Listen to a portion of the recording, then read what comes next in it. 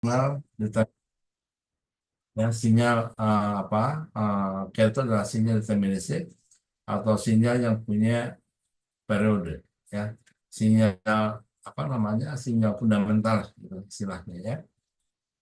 Bahasa lainnya adalah gelombang pembawa. Itu pasti sebuah sinyal RF yang frekuensinya ya tergantung daripada jalur frekuensi yang digunakan.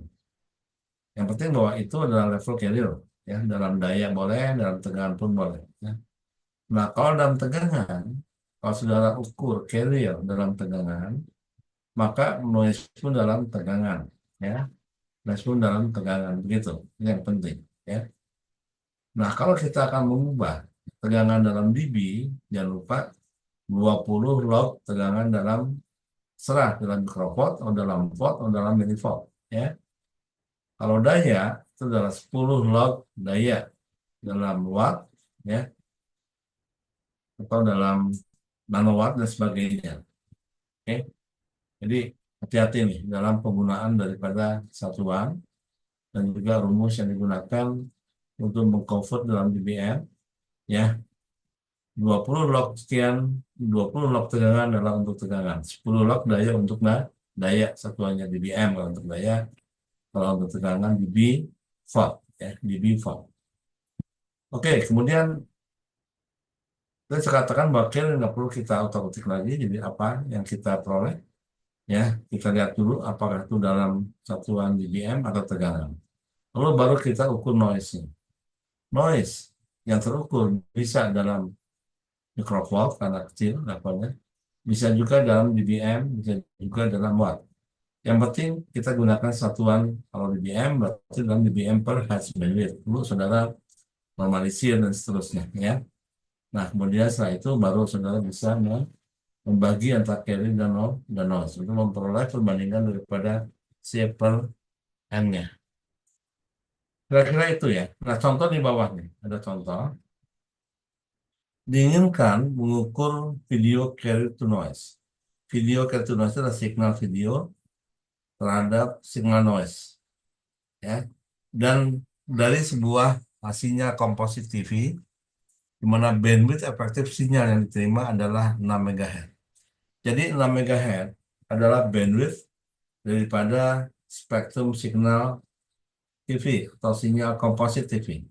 Jadi sinyal TV itu disebut komposit TV karena komposit itu artinya gabungan ya. Jadi sinyal hitam putih, sinyal video dengan sinyal audio.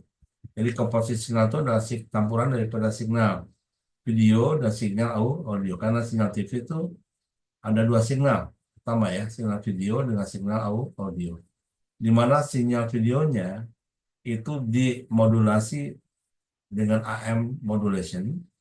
Ini kita masih bicara TV analog ya, TV analog. Kalau kita bicara TV digital lain lagi, oke? Jadi di sini contohnya masih dalam TV analog ya. Meskipun sekarang kita sudah mulai migrasi ke TV digital ya. Mereka-mereka yang belum punya television digital atau TV set digital terpaksa harus menggunakan set-top box ya. Gitu, oke? Dan itu kan ada masalah ya. Nah, jadi dalam contoh di sini ini adalah contoh dari pengukuran sebuah sinyal komposit TV analog ya. Oke, jadi TV analog ya, yang ada di Indonesia maupun di negara yang lain itu punya bandwidth sekitar 6, 7, atau 8 MHz. Umumnya 6 atau 7. Di Indonesia menggunakan standar 7 MHz bandwidth ya. Sedangkan di Amerika adalah 6 MHz. Nah, kalau kita lihat ya, kita bandingkan dengan bandwidth sinyal analog, voice biasa, tentunya jauh sekali ya. Voice itu punya bandwidth, voice itu adalah sinyal suara kita, punya bandwidth sekitar 4 kHz, dari 0 sampai 4 kHz. Tetapi sudah lihat di sini, ya, untuk sinyal video, itu punya bandwidthnya sekitar 6 MHz. Nah, sinyal komposit itu sendiri terdiri daripada sinyal video dengan sinyal audio. Sinyal videonya atau sinyal gambarnya atau visionnya itu dimodulasi secara AM, amplitude modulation, sedangkan audionya dimodulasi secara FM, frekuensi modulation, ya. Nah, saya yakin bahwa saudara nggak belajar tentang television ya di Politeknik karena memang ini tidak ada dalam kurikulumnya. Jadi television ini dianggap ya untuk level STM lah, seperti itu ya. Jadi memang nggak ada dalam apa kurikulum kita. Namun kita perlu tahu bagaimana cara mengukur carrier to noise-nya itu yang penting ya. Jadi cara mengukurnya sama. Untuk mengukur carrier-nya biasa seperti halnya kita ukur sinyal biasa, sinyal komposit, apa, sinyal deterministik kita ukur dengan menggunakan spektrum tentunya ya. Setting daripada apa namanya resolution bandwidth-nya atau IF filternya terserah di mana saja boleh ya karena nggak berpengaruh terhadap level daya signal. Jadi kalau level daya signal sudah ukur menggunakan bandwidth 100 kHz, bandwidth 10 kilo dan sebagainya nggak ngaruh. Yang ngaruh nanti terhadap tampilan spektrumnya ya. Jadi RBW atau resolution bandwidth daripada spektrum itu gunanya adalah untuk meresolusi daripada spektrum kita supaya lebih dilihat lebih jelas ya. Contohnya seperti gambar ini ya. Seperti gambar ini nih.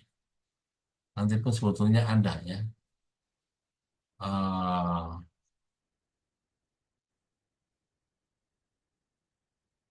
nah ini contohnya nih ya. Ini contohnya. Contoh daripada spektrum signal AM ya. Ini FM broadcast. Ini eh, ini menggunakan 100 kHz per division. Ini menggunakan 50 kHz per division ya. Jadi fungsi daripada RBW itu untuk meningkatkan resolusi pada spektrum untuk membaca spektrum lebih jelas lagi. Untuk sinyal FM itu kita sulit untuk melihat apa namanya spektrumnya ya dengan jelas. Sudah mungkin pernah belajar di lab atau di teori ada namanya Bessel function atau fungsi Bessel. Fungsi Bessel itu adalah apa namanya fungsi Bessel adalah merupakan fungsi untuk menjelaskan spektrum FM yang muncul ya. Jadi, kemunculan pada spektrum FM dengan kata lain kemunculan spektrum FM side bandnya baik yang sebelah kanan maupun sebelah kiri itu mengikuti fungsi Bessel gitulah kira-kira ya mengikuti fungsi fungsi Bessel. Jadi semakin level audionya semakin kita naikkan ya pada kemancarnya maka deviasinya akan bertambah karena jumlah sideband-sidebandnya semakin banyak baik yang sebelah kanan maupun sebelah sebelah kiri ya kan. Jadi kalau fungsi bezelnya atau bezel-bezelnya semakin kemunculan semakin banyak itu menunjukkan bahwa bandwidthnya semakin besar gitu ya. Nah cara mengukur ini salah satu cara mengukur deviasi dari FM pemancar FM baik itu FM apa narrowband FM untuk keperluan communication voice communication atau wideband FM untuk keperluan broadcasting ya sama untuk mengukurnya adalah mengukur namanya fungsi Bessel dalam kita mengukur deviasi FM dengan menggunakan Bessel zero atau zero Bessel measurement ini atau fungsi Bessel ini itu dengan cara kita naikkan level audionya tadi ya sampai diperoleh apa carrier itu berharga nol. Nah, oke. Nah, ketika K berharga nol, ini disebut sebagai zero Bessel yang pertama. Ya, mungkin saya jelaskan aja lewat ini ya. Lewat apa, supaya lebih jelas.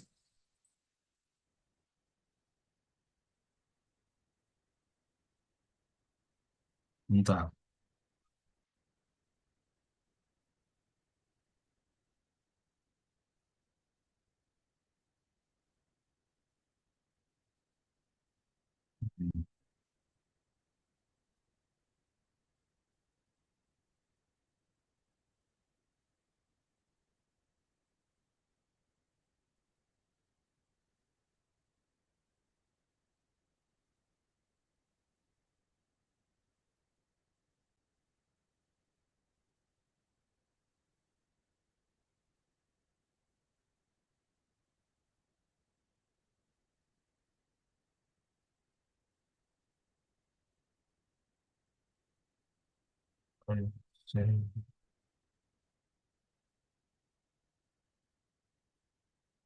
Mudah-mudahan udah muncul ya.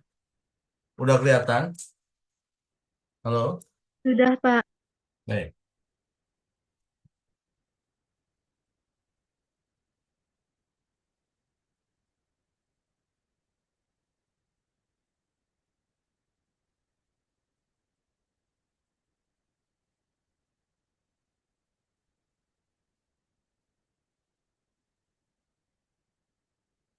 Baik, jadi kalau dalam pengukuran APM, khususnya pengukuran deviasi APM, ya, itu dengan metode namanya Bessel measurement, dengan pengukuran Bessel. Artinya kita menggunakan Bessel function, ya. Nah, jadi ketika kita mengukur dan menggunakan metode ini adalah sebuah pemancar, ya. Ini modulatornya, karena modulator FM modulator, ini ke antena lah begitu ya.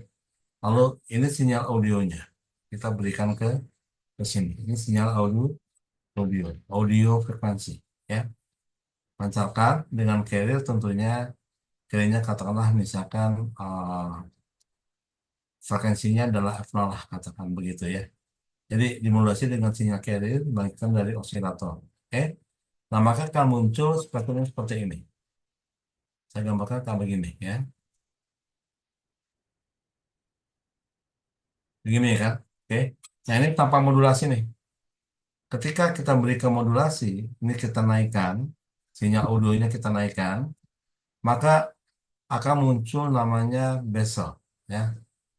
Apa namanya, sideband akan muncul di mana ini yang carrier-nya ini dia akan turun, turun, ya, turun. Sementara di sini akan naik apa itu yang lain, apa sideband yang lain akan naik pelan-pelan.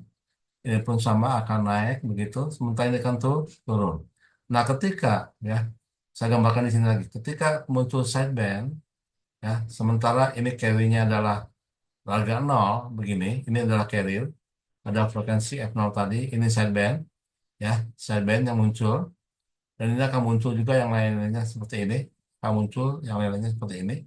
Nah, ketika carrier itu jatuh berharga nol, ketika kita naikkan sinyal audionya, ini disebut sebagai bezel zero pertama, bezel atau zero bezel pertama.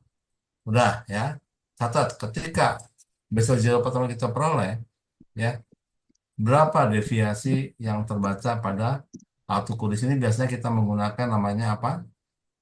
Nggak ke antena, tapi di sini ke alat ukur. Namanya adalah modulation analyzer. Modulation analyzer. Ya. Di sini terbaca misalkan 3 kHz. Oh, berarti deviasinya 3 kHz. Ya, kita naikkan lagi level ini. Naikin lagi, maka carrier itu akan timbul lagi ini, timbul lagi naik ke atas. Sementara seben-sebennya akan muncul semakin banyak, gitu. Ya. Nah, kemudian akan terjadi lagi di mana carrier-nya dia akan turun lagi, kemudian akan balik ke nol. Nah, ketika ya carrier ini balik ke nol lagi yang kedua, ini disebut sebagai bezel zero yang kedua atau zero bezel yang kedua kalinya, second zero bezel. Ketika terjadi bezel zero kayak begini, diukur lagi deviasinya berapa, ya. Oke, gitu. Atau atau ya ada cara lain juga kalau kita nggak punya apa namanya nggak punya alat modulasi analyzer, ya, kita dapat membaca dari sini aja. Jadi kalau muncul sampai kayak begini, ya kita dapat mengukur bahwa bandwidthnya adalah dari sini sampai sampai sini, ya. Kalau misalkan biasanya akan muncul yang lain ketika terjadi base zero, ya kita baca aja misalkan dari sini sampai sampai sampai sideband yang lain, ya. Itu. Tapi dalam pengukuran yang apa? Dalam pengukuran yang benar itu menggunakan alat ukur namanya modulation analysis, ya. Nah, dalam kita membaca, ini kan kalau kita langsung baca ya, tapi kalau kita mau hitung pun bisa dengan menggunakan bezel function table, tabel fungsi Bessel. Jadi fungsinya kayak begini. Jadi fungsinya kayak begini. Kalau mungkin sudah pernah melihat ya. Mudah-mudahan ini diajarkan di lab nih, ya. Jadi kalau kita lihat fungsi Bessel, fungsinya udah kayak begini, ya. Ini, oke. Kalau ini adalah carrier, ini. Lalu muncul lagi yang berikutnya, ini. Muncul lagi yang berikutnya, ini. Di mana ini adalah J, mulai daripada J not carrier. Lalu sini adalah namanya M, indeks modulasi, ya. Terus ini sampai tabel hingga, ya, gitu sampai tabel hingga. Nah, jadi ketika apa carrier itu adalah berharga 0 itu adalah J ini, ya, J0 ini, ya. Nah, sedangkan yang berikutnya J1, J2, nah itu adalah sideband-sidebandnya yang saya gambarkan di sini tadi. Sideband-sidebandnya digambarkan oleh kurva-kurva yang berikutnya, ya. Sedangkan yang pertama itu adalah untuk carrier. Untuk carrier ditulis sebagai J0 untuk carrier, ya. Ini masih ada kiriman-kiriman dari jawaban nih. Ya, ini kalau terlalu terlambat nggak akan saya periksa nih. Udah terlalu lama ya. Baik. Nah, dalam tabel ini ya, di sana ada udah merupakan satu hasil perhitungan ya, lalu ditabelkan kayak error function table lah begitu ya. Di mana ketika terjadi Bessel zero yang pertama tadi misalkan ya, yang pertama dalam tabelnya tuh terjadi zero base yang pertama, kedua dan seterusnya, kita bisa baca M-nya tuh berapa, M-nya tuh berapa. Jadi dalam tabel itu ya, ketika base pertama itu terjadi 0 di sini, kan dia naik terus ya, kemudian turun kan, turun, kemudian dia beragak 0 di sini. Ya, ini kan 0 nih. Kemudian teruskan level audionya, maka carry-nya akan naik, namun turun di sini. Tapi dalam spektrum tuh naik lagi, sebabnya spektrum tuh nggak bisa membaca negatif. Spektrum selalu membaca absolut, berarti selalu positif ke atas. Tapi dalam kurva digambarkan dia tuh turun ke bawah gini. Turun ke bawah, naikin terus, kemudian naik lagi, kemudian nol lagi di sini. Nah ini bezel yang kedua nih, ya. Kemudian naikin lagi terus, naik lagi, kemudian turun lagi, ini bezel yang berikutnya, gitu kan? Nah berarti ketika terjadi bezel yang pertama, M-nya tuh berapa? Bisa langsung dibaca di sini. Ketika kedua, M-nya pun berapa? Bisa langsung dibaca di sini dalam tabel itu. Nah, kalau M-nya sudah tahu, kita tahu rumusnya bahwa apa rumusnya? Tahu nggak rumus delta F atau deviasi frekuensi dalam FM itu adalah delta F itu sama dengan apa? Delta F sama dengan indeks modulasi kalikan dengan frekuensi pemodulasinya. Atau katakanlah misalnya FA lah, yang tadi sebut di sini FA, ya. Ini adalah FA, audio. Oke. Jadi kalau ketika terjadi bezel yang pertama, ya, itu ketika terjadi bezel yang pertama, itu terjadi dengan FA misalkan 10 kilohertz, misalkan ya, 10 kilohertz. Jadi bezel yang pertama dibaca dalam tabel, ketika terjadi bezel yang pertama, M-nya tuh sama dengan, misalkan ya, M-nya tuh sama dengan, misalkan, eh, berapa ya, misalkan 0,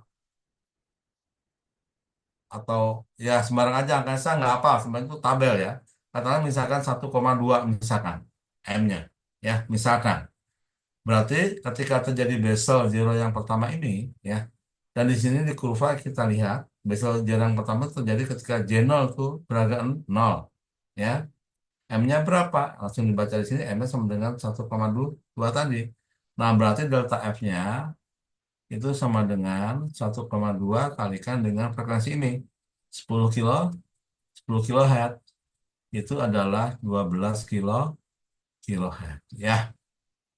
Itu bezel yang pertama. Oh, berarti bisa juga kita peroleh bezel yang kedua. Coba kita naikkan level ini. Kita naikkan ya menjadi lebih besar, tapi frekuensinya tetap kita pertahankan di 10 kilohertz. Ya, jadi nggak dua-duanya satu-satu. Jadi kalau kita mau memvariasikan tegangan audionya, maka frekuensinya kita biarkan konstan. Misalkan 10 kHz tadi ya. Tegangannya kita naikkan dari generator misalkan tadi misalkan apa 10 miliwatt kita naikin lagi lalu menjadi 50 miliwatt misalkan terjadi lagi bezel yang kedua di sini. Bezel yang kedua misalkan M-nya cuma 2,8 misalkan ya. Misalkan nih. Nah, jadi delta F yang kedua, dua yang pertama tadi itu adalah 2,8 kalikan dengan 10 kHz sama dengan 28 kHz. Ya. Terus begitu. Sampai nggak diperoleh lagi bezel. Jadi tujuannya buat apa nih? Tujuannya untuk melihat se- seluas apa bandwidth daripada modulator yang kita buat. Jadi cara mengetes atau mengukur bandwidth pemancar FM kita dengan cara kita melihat bezelnya. Ada ketentuannya dalam apa namanya dalam literatur ya atau dalam application note untuk FM misalkan sampai berapa M-nya ada ketentuannya.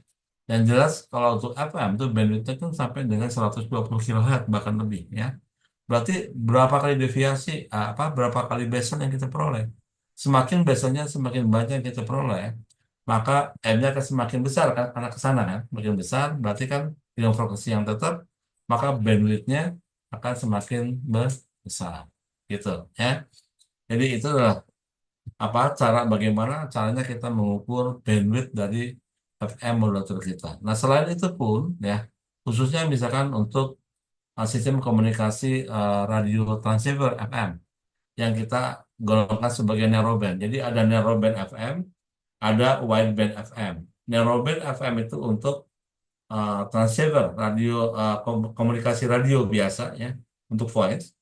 Sedangkan wideband FM itu adalah untuk seperti pemancar broadcast, pemancar FM broadcast, ya broadcasting. Lalu yang termasuk golongan daripada broadband FM itu semakin besar lagi, itu biasanya dipakai untuk sistem komunikasi FDM yang dulu, FDM atau frekuensi divisi multiplex menggunakan FM, ya. Jadi gitu, yang mudah-mudahan ini kamu lakukan di lab pasti ada nih praktikum tentang ini. Oke, jadi kita kembali ke sini bahwa kalau deviasi kita sudah tahu, maka tentunya kita bisa tahu namanya bandwidthnya. Bandwidthnya itu simpelnya adalah dua kali delta F kan, karena kiri kanannya. Jadi kalau delta F adalah 10 kHz, maka bandwidthnya 20 kHz. Tapi untuk wideband broadcast, bandwidth itu adalah apa? Dua kali FM, ya kalau nggak salah FM plus delta F, gitu ya. Jadi dua kali FM plus delta F. Ada FM-nya nih. Jadi semakin besar untuk broadcast. Tapi kalau untuk apa namanya radio transceiver biasa untuk voice communication radio itu bandwidthnya praktis dua kalinya delta delta M ya. Tapi kalau untuk broadcast itu adalah ada tambahnya dua kali FM-nya. Jadi semakin besar. Itu cara menghitung bandwidth dari hasil pengukuran dengan mengukur zero bezelnya. Jadi kalau modulator FM yang saudara buat itu menghasilkan zero bezel atau terjadi zero bezel, maka benar tuh FM-nya. Kalau dipancarkan akan diterima sama radio lawannya. Tapi kalau hanya keluar sinyal saja, ya, sinyal carrier begini, ya, ataupun apalah pokoknya sinyal keluar, tapi nggak keluar bezel, berarti modulator itu nggak jalan. Ya, kalau sudah pancarkan, ya akan diterima sama radio, cuma noise doang yang diterima di sana, gitu. Ya, jadi bezel ini adalah untuk mengetes apakah modulator FM kita benar atau enggak gitu. Kalau dia berfungsi, artinya dia keluar namanya bezel ini atau mengikuti fungsi bezel, maka kita dapat mengukur berapa bezel, berapa kali zero bezel yang terjadi ya. Semakin banyak zero bezel yang terjadi, nah biasanya kalau untuk pemancar radio untuk radio komunikasi voice biasa itu cuma terjadi sekitar 2 kali udah selesai ya. Tapi kalau untuk broadcast itu bisa terjadi beberapa kali besok, zero. Itu menunjukkan bahwa bandwidth-nya adalah semakin lebar. Ya memang dalam teorinya bandwidth FM itu tidak terbatas atau sampai tak berhingga lah. Sebagaimana Basel zero pun di sini M-nya sampai tak berhingga, gitu ya. Kalau sudah lihat, coba lihat apa namanya kurva daripada Basel function. Itu M-nya itu sampai tak berhingga. Artinya apa? Artinya bandwidth-nya pun tak berhingga. Tapi kan itu nggak mungkin dalam prakteknya tak berhingga. Pasti dibatasi oleh tadi namanya M ini dibatasi oleh M kemampuan daripada modulator itu sendiri ya. Jadi semakin sering kita memperoleh nomor zero bezel, maka kita akan semakin lebar bandwidth yang kita akan peroleh. Nah, selain itu juga, ya, ini digunakan juga untuk mengecek batasan daripada bandwidth atau deviasi pemancar FM kita. Jadi kalau pemancar FM kita dibatasi misalkan untuk radio transceiver itu adalah 5 kHz atau 4 kHz, sekitar dari 4 sampai dengan 5 kHz itu batas deviasi daripada radio transceiver ya, FM. Oke, seperti yang sudah lihat di lab tuh. Itu 4 sampai 5 kHz deviasi maksimum. Caranya gimana? Pak ini juga ya. Saudara naikkan terus amplitude audionya yang dibangkitkan dari generator ini pada frekuensi tertentu. Misalnya pada frekuensi 1 kHz, misalkan sebagai tone, frekuensi tone. Kemudian perhatikan di sini bezelnya ya. Ketika terjadi bezel yang pertama dihitung menggunakan cara tadi, lihat fungsi bezel tabelnya, tabel fungsi bezelnya. Ketika terjadi bezel zero yang pertama, M-nya itu terjadi berapa? Tinggal menggunakan rumus ini, delta F sama dengan M kalikan dengan apa? M kalikan dengan deviasi ya. Sorry. Deviasi frekuensi adalah M kalikan dengan frekuensi pemodulasinya ini ya. Ini rumusnya nih, sorry. Ini rumusnya delta F adalah M indeks modulasi kalikan dengan frekuensi pemodulasinya. Oke. Nah, lalu kalau kita udah peroleh, misalkan masih di kisaran 1 atau 2 kHz deviation, berarti kan masih masih memungkinkan ya, untuk kita naikkan sampai dengan batas maksimal 4 atau 5 kHz dengan cara kita naikkan amplitude ini. Amplitude audionya kita naikin terus. Kalau dinaikin, pasti akan terjadi bezel lagi ya. Atau spektrumnya akan muncul lagi. Nah, ketika deviasinya sudah mencapai dihitung ya, deviasinya sudah mencapai hampir 5 kHz, misalkan 4, sekian, dengan M-nya tentunya bertambah karena apa bisa nya terjadi lagi mungkin ya. Maka kalau sudah naikin lagi si audio ini, maka bezelnya akan terjadi lagi. Stop di situ. Itu menunjukkan bahwa itu adalah batas deviasi dari radio transceiver kita. Memang dibatasi pada 5 kHz atau 4 sampai 5 kHz. Artinya apa? Artinya ketika ini bisa kita batasi, artinya limiter yang ada di sini kan ada limiter. Di sini ada limiter, ya. Ini akan membatasi level, gitu. Tapi kalau terjadi terus sampai besar gitu bandwidthnya untuk radio apa namanya transceiver biasa tadi, itu artinya bahwa limiternya udah nggak jalan ini. Ini mesti dikoreksi, mesti diperbaiki, ya. Karena nggak boleh untuk radio biasa, untuk radio transfer biasa itu nggak boleh bandwidthnya sampai melebar kemana-mana. Karena FM itu bisa melebar kemana-mana, meskipun dia hanya sebuah radio komunikasi radio voice biasa aja yang seharusnya 5 kHz batasnya, dia bisa melebar sampai beberapa kilohertz, bahkan puluhan kilohertz. Ini kan bisa mengganggu yang lain, gitu ya. Oke, mengganggu spektrum frekuensi dari pemancar yang lainnya. Oke, itulah kira-kira penjelasan tentang FM. Nah, sekarang penjelasan tentang sinyal komposit tadi ya, karena berhubungan sama itu.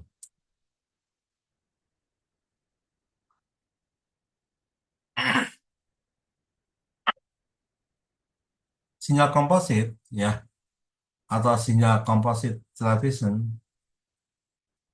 sinyal komposit, maaf tulisannya nggak bagus, TV, television ya, itu punya bandwidth dari 6 MHz ya, 6 MHz sampai dengan 7 MHz. Ini kita Indonesia menggunakan yang ini. Negara Amerika menggunakan ini. Ya, negara yang lain, negara Barat menggunakan ini, ya. Tapi Eropa itu menggunakan 7 MHz seperti Indonesia. Jepang menggunakan standar seperti Amerika, ya. Oke. Lalu kalau kita lihat standar sinyal televisi, kita masih bicara TV analog ya. Saya nggak bicara TV digital, sebenarnya nanti akan melebar kemana-mana, ya, karena lebih kompleks gitu, ya.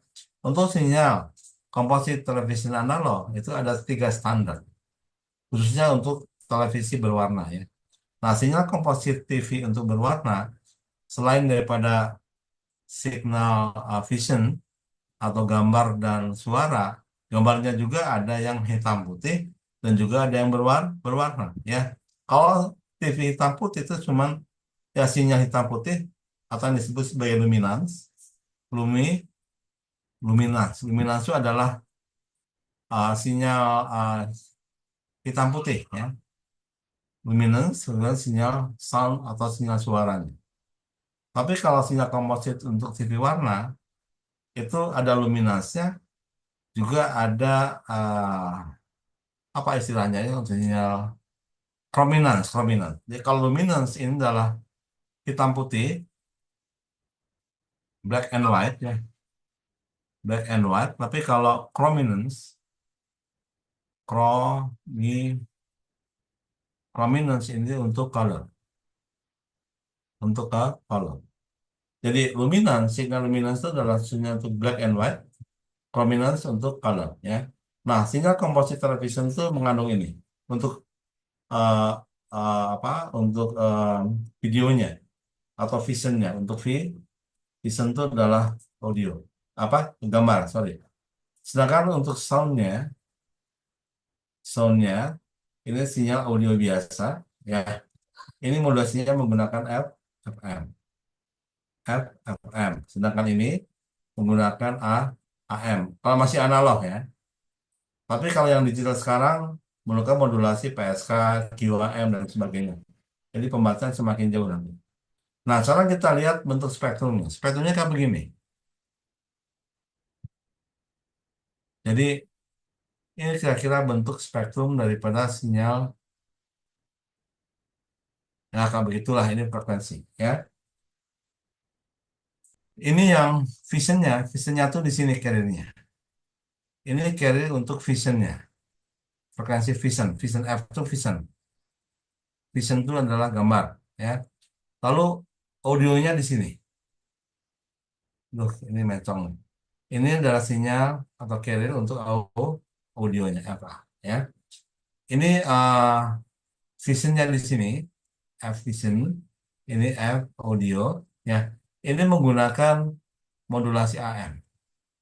Sedangkan ini menggunakan modulasi FM ya. Dua-duanya dipancarkan. Nanti di penerima dipisahkan lagi. Ada bagian untuk video, ada bagian untuk audio. Audio dituliskan, diproses secara FM, pakai radio penerima FM biasa, prosesnya, kemudian dikeluarkan lewat speaker. Nah, sedangkan sinyal videonya yang modulasi AM ini ya akan diproses berdasarkan AM, ya. Namun nggak sesimpel seperti radio AM biasa. Karena spektrum ini yang bentuknya kayak begini, kenapa carrier-nya di sini? Biasanya kan kalau carrier kan di tengah-tengah ya, tapi ini di sini untuk visionnya. Nah, ini disebut sebagai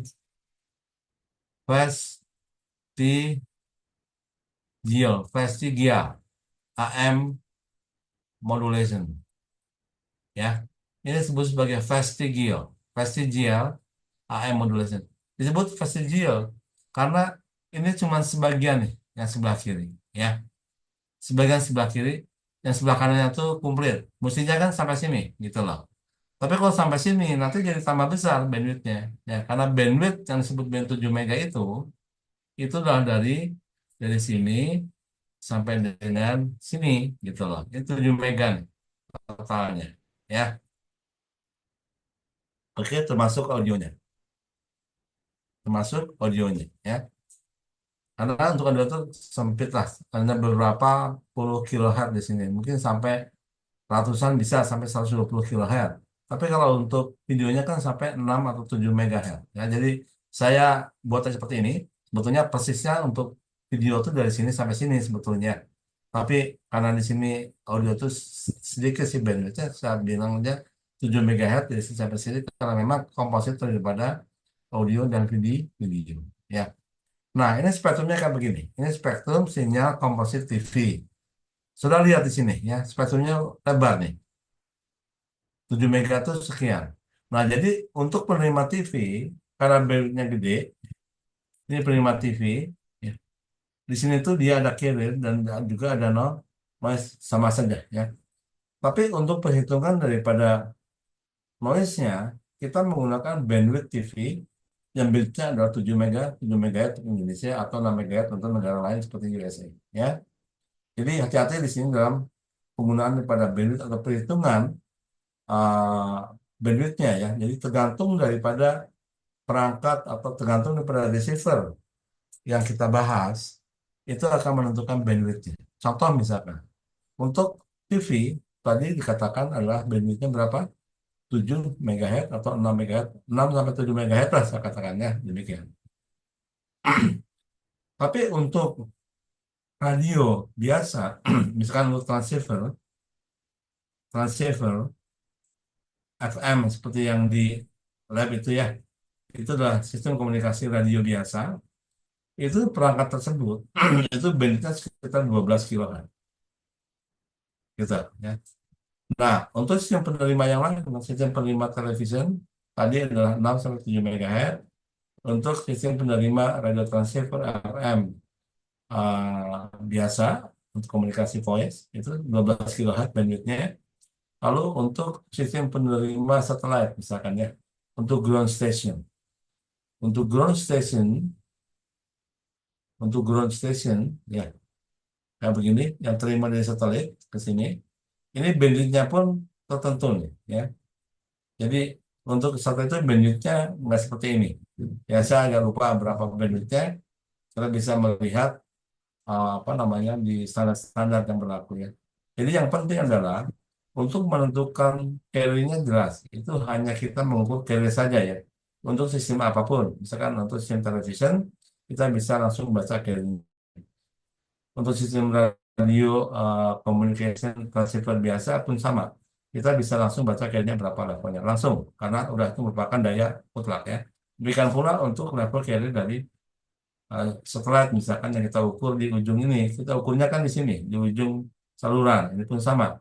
Kita ukur di ujung salurannya. Untuk carry-nya tetap ya itu merupakan sinyal atau daya ya. Sinyal daya, sinyal deterministik. Jadi kita nggak perlu lagi kita otak lagi, langsung kita gunakan saja itu. Hanya untuk noise, itu tergantung pada bandwidth noise-nya ya. Jadi bandwidth noise untuk TV komposit, bandwidth noise untuk radio transceiver voice biasa, lalu bandwidth noise untuk ground station, satellite communication, ini masing-masing punya bandwidth sendiri ya. Itu pasti diketahui, pasti ditentukan ya. Karena kita harus tahu tuh bandwidth. Kalau nggak tahu ya nggak bisa kita menghitung namanya siapa per N-nya. Ya, begitu ya. Oke, nah kita kembali lagi ke bahan sekarang. Ini ada pertanyaan di sini? Halo, udah cukup? Udah? Sah untuk Cukup. komunikasi ya. Jadi saya tuh kadang-kadang ya karena online kayak begini ya. Sebetulnya online tuh lebih lebih enak kalau menurut saya ya, karena itu lebih enak untuk komunikasi ya dibandingkan dengan di kelas. Kalau di kelas kan saling melihat, di sini kan enggak ya. Kalau bisa ngomong apa aja boleh. Oke, sekarang kita kembali ke sini, ke materi ya.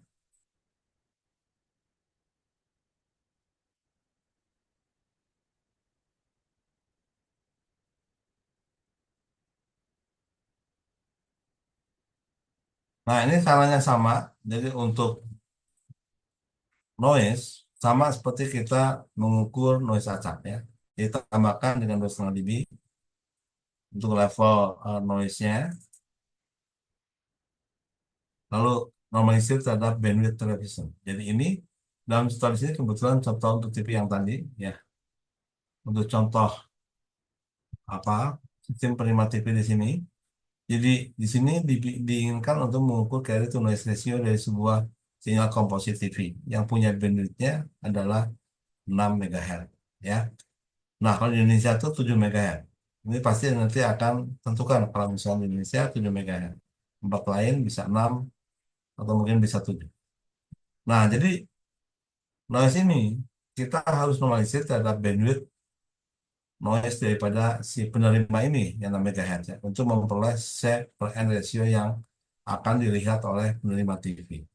Jadi penerima TV yang di rumah kita tuh ya, dia punya namanya set per N di input television kita atau di ujung saluran transmisi dari antena ke uh, pesawat TV kita ya. Jadi untuk carrier-nya misalkan munculnya adalah sebesar minus 65 dBm. Carrier ini kita langsung ukur dan menggunakan spektrum dan diperoleh misalkan minus 25 dBm. Nggak diapa-apakan lagi nih, ya. Sebenarnya adalah ini sinyal deterministic bukan noise ya. Jadi nggak boleh diapa-apakan karena ini nggak berhubungan dengan bandwidth. Jadi meskipun bandwidth area filter atau RBW kamu bawa tetap aja levelnya segitu karena merupakan sinyal deterministic ya. Nah, ketika kita mengukur noise ini baru nih ditentukan oleh bandwidth kan seperti yang udah kita pahami sebelumnya. Nah, di sini contoh di sini terukur sebesar minus 95 dBm katanya.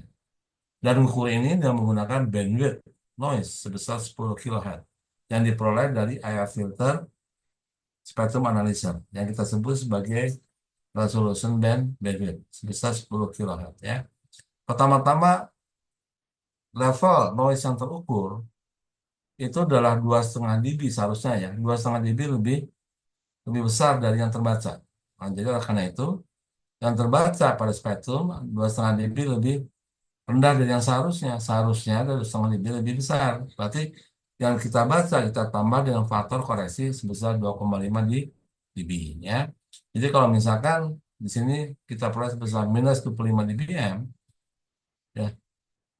Wah, cuma carrier ya, nggak boleh kita lupakan di sini. Minus 95 dBm ada level noise-nya.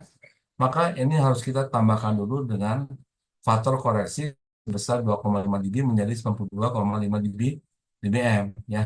Jadi yang apa namanya? Yang noise pada bandwidth penerima TV ini yang punya bandwidth 6 MHz itu adalah noise pada 6 MHz itu sama dengan noise yang diukur pada 10 kHz itu bahasanya kan begitu ya. Jadi noise pada 6 MHz ini kan kita normalisir terhadap ini. Itu sama dengan noise yang kita ukur pada bandwidth 10 kHz tambah dengan faktor koreksi ya atau faktor normalisasi itu tambah dengan 10. Kenapa tambah? 10 log karena ini adalah daya ya. Plus 10 log plus 10 log 6 MHz per nah ini 1,2 kali dengan 10. Ingat kan ya, pada pengukuran noise acak itu si area filternya atau bandwidth noise-nya atau noise bandwidth-nya yang diberikan oleh LBW tadi itu kita kalikan dengan faktor 1,2. Ini adalah merupakan ketentuan yang diberikan oleh Hewlett Packard si pembuat spektrum analisa ya. Nah, jadi di sini akhirnya ya noise pada 6 MHz adalah noise yang terukur pada 10 kHz ditambahkan dulu dengan faktor 1,2 menjadi 92, minus 92,5 dBm pada bandwidth 12 kHz. Ini kan kita ukur pada bandwidth 10 kHz. Setelah kita berikan faktor koreksi 2,5 dB, itu ada faktor koreksi pada bandwidth 12 kHz.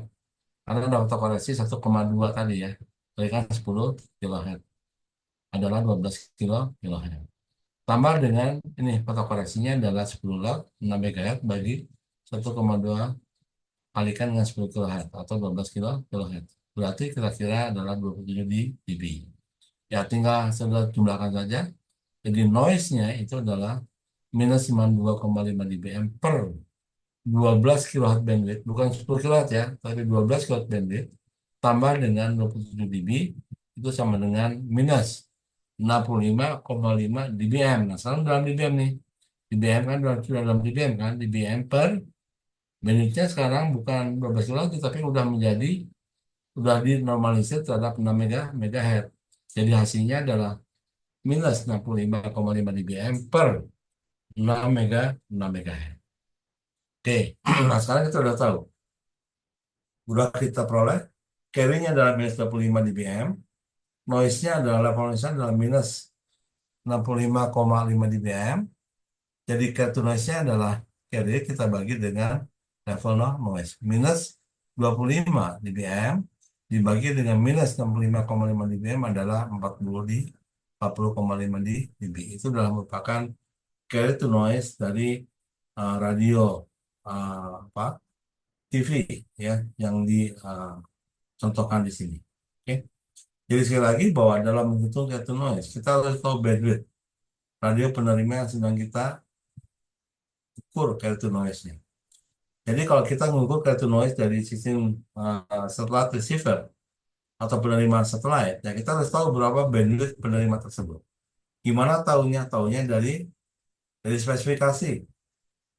Ya, spesifikasi di area tersebut itu pasti dikatakan di sana berapa bandwidth-nya. Ya, oke. Nah, seperti bandwidth TV yang 6 MHz, 7 MHz kan itu sesuatu yang sudah umum diketahui.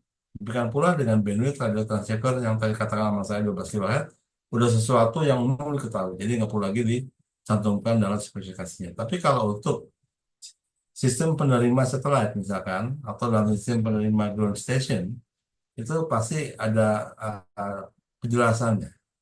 Ada spesifikasinya berapa bandwidth noise daripada si penerima tersebut. Untuk apa tujuannya? Adalah keperluan untuk menghitung noise tersebut dalam rangka kita menghitung itu noise. Ya. Jadi ketika kita bekerja dengan sistem penerima satelit atau dalam sistem komunikasi satelit, di mana kita bekerja pasti di bawah bukan di atas, artinya bukan di satelitnya, kita kerjanya di ground stationnya, di stasiun apa buminya ya. Di mana dalam stasiun buminya tersebut salah satu parameter yang wajib lagi yang wajib untuk kita ukur adalah carrier to noise ya. Jadi kalau sudah carrier to noise-nya sudah memenuhi standar yang ditentukan, ada standarnya, maka sistem penerima stasiun bumi tersebut sudah dikatakan sudah beroperasi dengan normal. Pasti dia akan menerima signal dengan baik. Tapi kalau carrier to noise-nya masih di bawah standar, nah ini perlu kita apa namanya cek lagi ya. Apakah daya pancarnya memang kurang atau di sisi penerimanya di sana pasti ada amplifiernya mungkin kurang kurang bagus ya noise figure-nya. Mungkin saya pernah pernah cerita ya tentang noise figure ya. Noise figure suatu penerimaan itu aku juga akan memberikan ini ya, memberikan apa namanya satu N yang bagus gitu. Semakin noise figure-nya semakin bagus, maka satu N-nya pun akan semakin baik gitu loh ya. Jadi yang mungkin saya jelaskan di sini aja ya. Ini saya stop dulu memberikan pengetahuan sama kamu. Nah, ini adalah sistem, saya akan gambarkan sistem penerima satelit ya.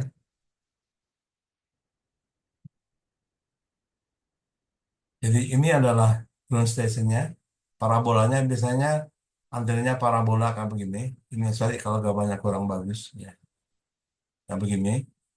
Lalu di sini adalah ya menaranya ya. Lalu di sini itu biasanya ada satu alat nih, di sini. Itu namanya adalah low noise amplifier, amplifier ya, atau disingkat LNA. LNA adalah low noise amplifier. Ya, antennya sendiri adalah bentuknya biasanya horn. Kayak begini horn ya, horn. Oke. Lalu langsung hubungkan ke amplifier ini. Lalu di sini adalah kabel koaksialnya. Nah, di sini kita ukur namanya C2N-nya. Jadi kalau sultannya itu rendah, bisa jadi noise figure ini kurang bagus noise figure-nya. Ya. Noise figure atau NF-nya. Oke. Jadi kalau dalam sistem penerima satelit ini, komponen paling depan ini ada sebuah amplifier ini harus memiliki noise figure yang baik, ya. Kalau noise figure-nya udah bagus, maka komponen-komponen setelahnya itu tidak lagi begitu berpengaruh terhadap performance receiver satellite ini. Di sini kan terhubung dengan receiver satellite, ya, satellite receiver. Hebat. Oke. Nah, receiver satellite ini harus memiliki satu end yang baik di ujung saluran ini. Ini akan diperoleh bila mana noise figure si amplifier ini juga bagus. Kalau noise figure penguat ini kurang bagus, maka akan menurunkan satu end ini. Nah, selama satu end itu sudah masuk standar menjadi masalah. Tapi kalau dia sudah di luar standarnya, maka harus kita perhatikan barangkali bisa jadi perangkat apa amplifier low noise-nya ini yang kurang baik. Kurang baik apanya? Noise figure-nya kurang bagus. Atau bisa jadi kabelnya pun kurang bagus, atau bisa jadi juga antenanya kurang baik, gitu loh, ya, noise figure-nya. Begitu ya. Jadi bukan sesuatu yang apa yang biasa-biasa aja tentang satuan ini. Memang ini wajib kalau kita bekerja dengan ground station, stasiun bumi ini harus kita ukur. Satuan itu harus wajib kita ukur, ya. Karena untuk melihat apakah udah memenuhi syarat atau enggak. Oke. Baik, ada pertanyaan tentang ini, tentang pengukuran satuan, ya.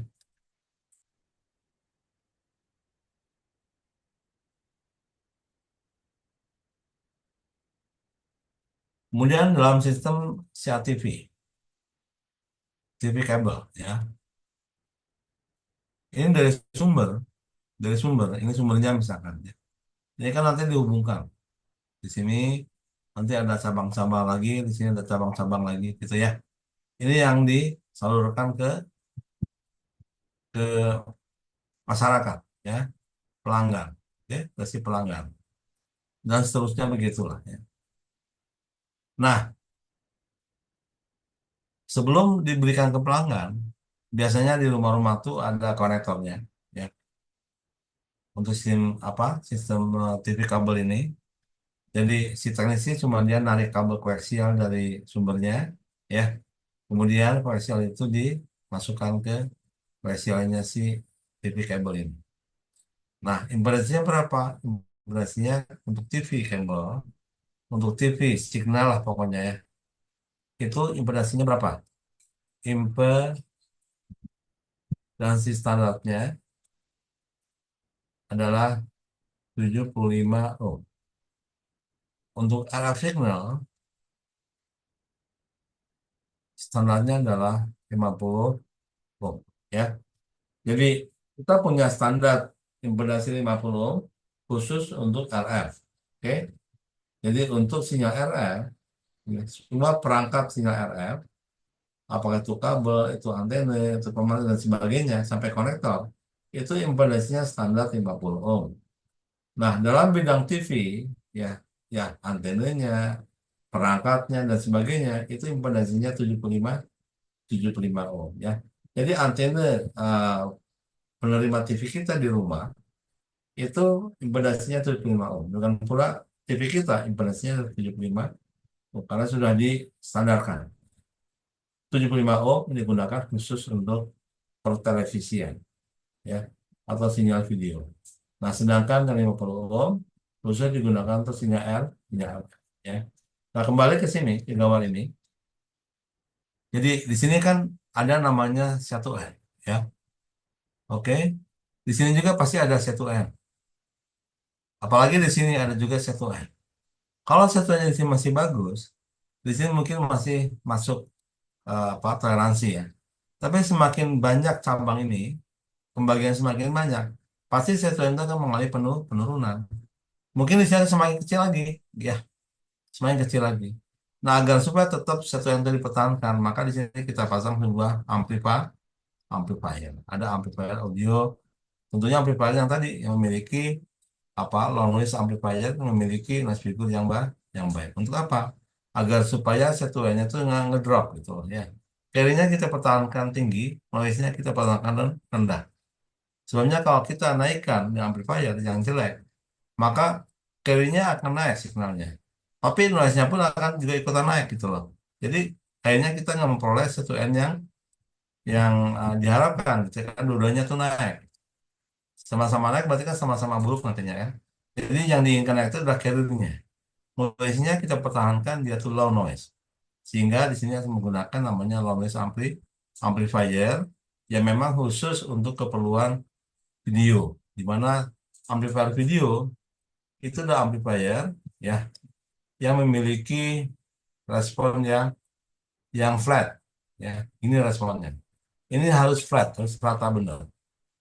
Ya teorinya sih gampang ngomong begitu ya, tapi prakteknya susah untuk dapat pembuat yang seperti ini. Tapi paling enggak dengan apa namanya amplifier video ya yang memang harus flat, harus rata gitu, maka kita memperoleh satu N yang merata di semua frekuensi. Frekuensinya lega nih ya atau luas. Berapa mega nih? Sampai dengan 7 megahertz ya. Besar nih bandwidthnya. Jadi untuk memperoleh penguat yang memiliki bandwidth yang lebar dengan flatness yang bagus seperti ini, rataan yang bagus, itu nggak gampang ya. Oke, itu adalah sedikit pengetahuan dari saya. Mudah-mudahan bisa saudara pahami maksudnya kenapa kita membahas tentang C2N. Ini aplikasinya adalah untuk ini ya. Dalam pengukuran apa ground station, stasiun bumi misalkan C2N itu wajib harus kita ukur ya. Untuk pengukuran yang lain seperti televisi pun sama. Jadi kalau kita bikin suatu pemancar televisi untuk mengecek apakah sinyal kita diterima dengan bagus di suatu tempat, ya kita ukur C2N-nya atau levelnya dalam dB microfarad ya. Apa memenuhi ketentuan nggak standar yang berlaku. Nah, kalau satuannya dari luar ketentuannya, ya berarti sinyal di tempat itu udah mulai mengalami penurunan gitu ya. Dan hasilnya semakin jauh dari sumbernya, maka gambarnya akan semakin semakin snowing. Snowing itu artinya apa bersalju ya, seperti ada bintik-bintik begitu ya. Itu adalah contoh daripada signal yang sudah mulai levelnya semakin berkurang gitu ya. Baik, jadi kira-kira itulah yang bisa saya berikan untuk pekan ini, untuk sore hari ini. Ke depan kita akan lanjut ke pembahasan yang lain. Ya. Jadi tolong, jadi kalau saya mulai agak awal tuh, maksudnya agar supaya waktunya nggak habis digunakan untuk kuis ya. Jadi insight itu kuis di luar daripada kuliah. Itu saya berikan suatu waktu. Ya. Jadi mohon perhatikan tentang waktu. Jadi saya minta sebetulnya agar supaya sudah datang sesuai dengan apa undangan yang diberikan lewat link WA ya, link Zoom di WA bahwa apa namanya link tersebut akan mulai start pada 15.30 ya. Jadi 15.30 diharapkan sudah ada. Baik, saya kira sebelum saya tutup barangkali ada pertanyaan. Ini sebenarnya masih ada waktu ya. Kita untuk diskusi aja kalau ada pertanyaan. Saya sudah menjelaskan hal-hal di luar daripada tambahan ya sebetulnya. Tambahan dari apa yang ada dalam kuliah saya. Tapi kalau saudara punya pertanyaan yang lebih pun nggak apa-apa. Mudah-mudahan saya bisa jawab. Ada pertanyaan nggak? Kaitannya dengan soal case tadi, ya.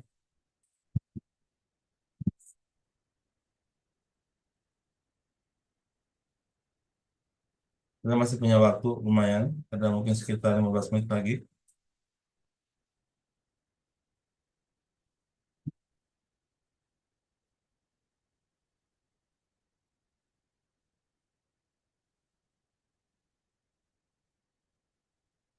Ini ada yang baru mengirim jam 5 3 menit ya.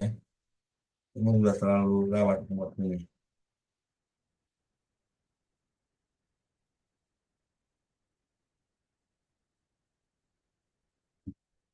Baik, ada pertanyaan nggak? Kalau ada pertanyaan lagi, mungkin saya tutup aja sampai di sini ya. Terima kasih atas perhatiannya. Mohon maaf bila masih ada kurang dari saya. Wassalamualaikum warahmatullahi wabarakatuh. Waalaikumsalam warahmatullahi wabarakatuh. Makasih, Pak. Makasih, Pak. Iya, sama-sama.